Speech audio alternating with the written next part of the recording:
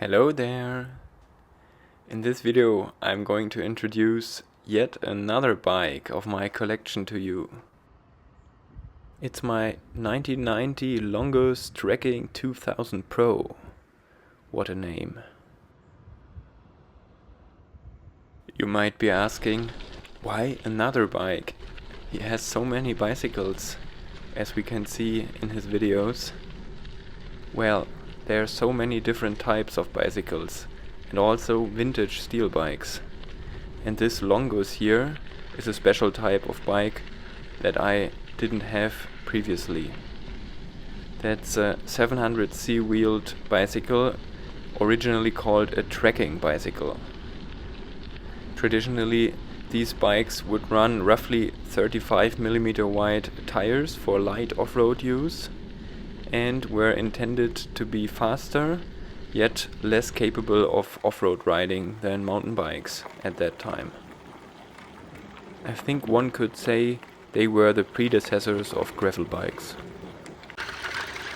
The Longus is special in my opinion, as it can clear more than 40mm wide tires easily, and that's what I also put on there. But not just any tires. I put on there Ultra Dynamico Cava and Rosé Race. And I was lucky enough to find some last year in a very good used condition for an affordable price. Except for that, I tried to equip this bike with period correct components as good as possible, like the XT thumbies and also a Nitto handlebar and Nitto stem. And even the lighting is original in a sense that it's not a hub dynamo, but a dynamo that runs on the rim.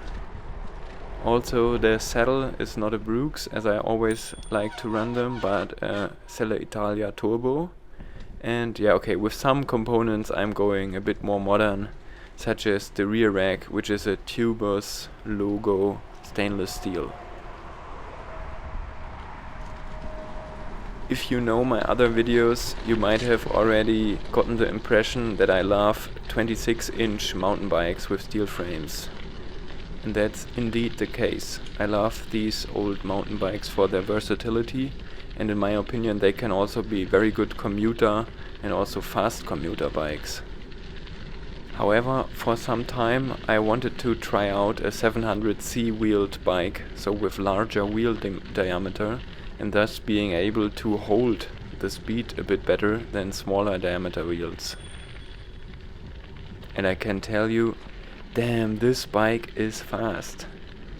You might be able to tell from the footage, but I'm not sure. I'm basically flying over the gravel path here with this bicycle and the tires. I got a quite upright riding position here. And I would say I'm still faster than with my Panasonic MC 5500 26-inch gravel commuter, so the 26-inch mountain bike with drop bars. So here I'm a bit less aero, if you want to call it like that, and still I feel much faster. The light tires are not allowed to be pumped up a lot, so I'm running quite low tire pressures, so that can feel a bit wobbly sometimes. But the tires are so fast, nevertheless.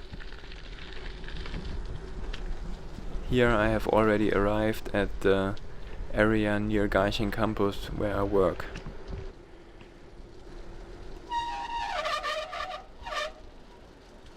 As you can hear, the rear brake is screeching in a terrible way. I think that's because I used the Cool Stop Salmon pads, and they don't work with hard anodized rims so well. Anyway, here's the bike. As you can see, not a super long wheelbase and quite high or upright riding position. This day was not very hot but very humid, so I decided to go into the river for a little moment before work. The choices are either taking a shower or having a dip in the river. Not washing off the sweat before work is not an option. Ironically, it started to rain just when I wanted to take my bath.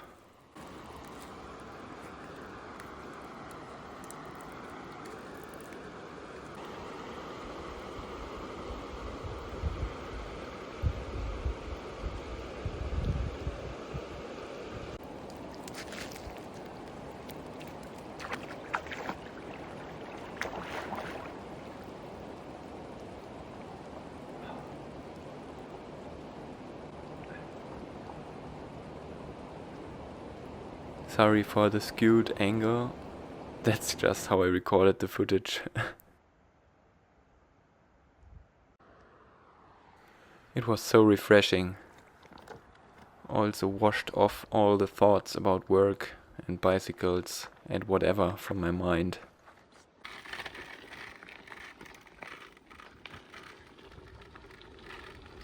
From there it's only a few meters to campus.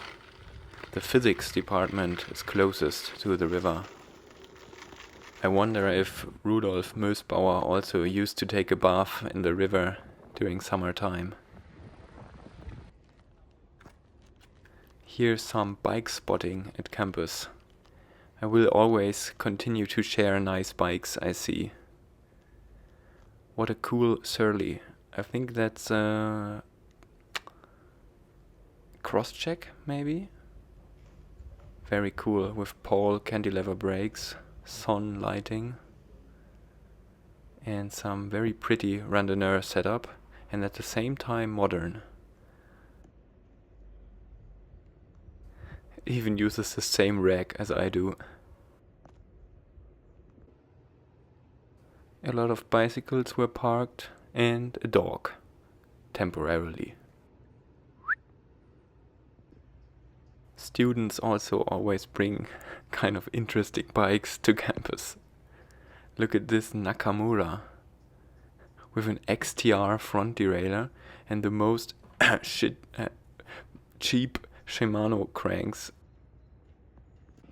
Or this very nice Koga World Traveler from I think 1987. I really like the design or the paint job of these old frames. And what a nice Nitto stem. The stem is probably 35 years old and just looks that nice. I also like the fork and these original racks. They're almost certainly made of aluminium, but I mean they seem to not have cracked over these decades. Here's my bike once more. I've put quite some work into it already and I consider it ready for riding, but maybe not 100% perfect. But more on that in a second. Let's say I've completed this bike 80% from my perspective. And well, that has to do with some belief. I really believe in the Pareto principle for bicycles, the 80-20 principle. With 20% of the possible effort, you get 80% of the possible outcome with bicycles, if you do it well. Let's say 100% would be 4,000 euros spent on a really nice steel commuter with maybe still cantilever brakes as the Surly we saw before, or even disc brakes, and then good racks, lighting, good group set for shifting, good saddle, and so on and so on. So here I spent roughly 20% of that, bit more than 500 euros already. That's quite something, right, for an old bike. But still, in my opinion, I get at least 80% of the potential performance of a bike like a 4,000 euro fully fledged commuter. For sure, saying something like this as someone like me, who owns multiple bikes, makes somewhat sense, as I can't equip all of my bikes with thousands of euros worth of parts. But also I think for someone who has just one or maybe two bicycles, this really makes sense, because there are so many nice used bicycles out there, and in my opinion can become such nice bicycles, and in a less is more way of thinking, perfect bicycles.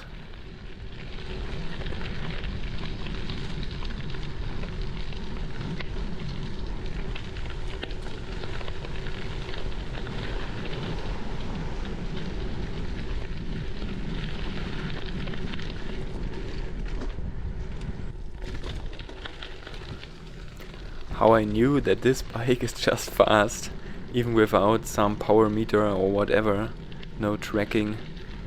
I noticed I have a 46 and 36 teeth chainring here as the largest and second largest one, and I can never stay in the middle chainring, so in the 36. On my other bikes I usually can and use the smaller cocks in the rear, but here I always have to shift to the larger chainring to still regain a good pedaling cadence and not out-pedal. And I'm not sponsored by Ultra Dynamico or something like that. Maybe they should sponsor me. But I have to say that using these tires is really like flying.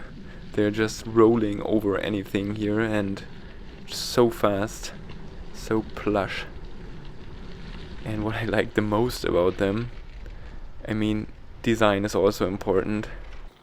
Their color just matches the ground so perfectly. The gravel and also tarmac. Such a nice color. Chef's kiss.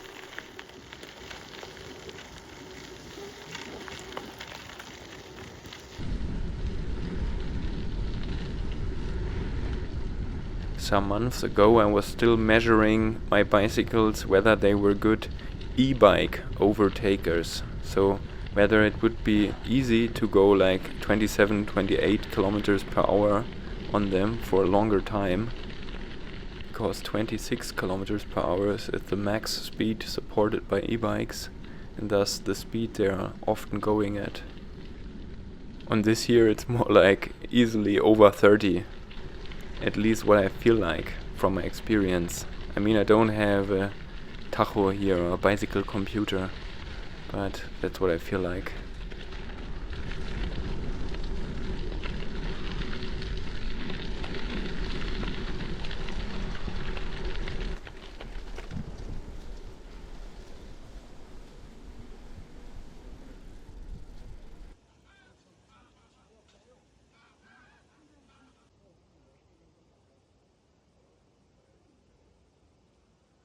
Perfect spot.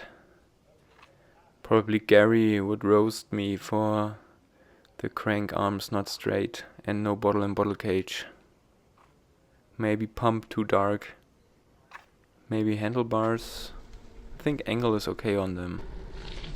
Anyways, shout out to Gary. Coming closer to the city here, and it's already getting dark a bit, especially with this clouded sky. So soon time to turn on the lights.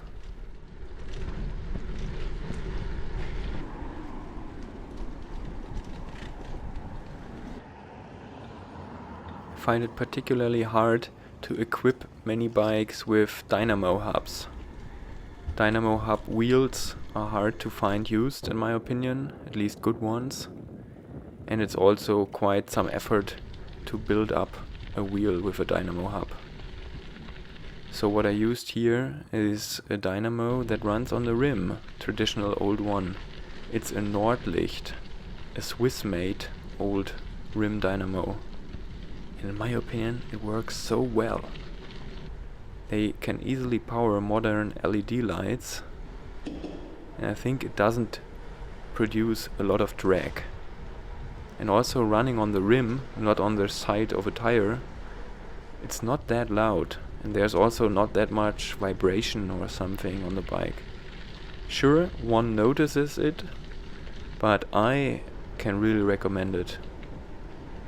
Let me know in the comments if you have experiences with these old rim dynamos or dynamos running on the side of the tires. I don't know what they're really called, roller dynamos. But it would be really interesting to know from you in the comments. Fighting my way up here, and sorry for the footage being a bit shaky. I think the GoPro wasn't able to handle the bit lesser light so well. Next time we'll make sure footage will be less shaky.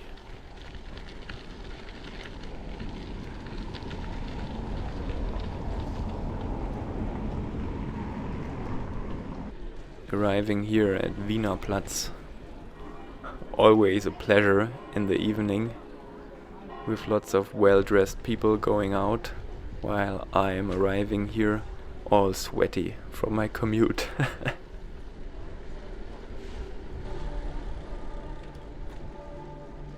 That's where the video could end slowly, but talking about the 80-20 principle in bicycles all the time, I'm not sure whether we have really reached 80 here, or maybe I want to go to 90.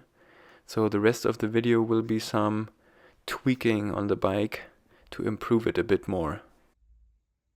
I want to throw on an old front rack there, just to see how it goes. Change the terrible Shimano brake levers for some nice Diacomp SS6. I love those for their leverage. And the best light one can get for roughly 50 euros in Germany. The Busch & Müller IQ XS in polished silver.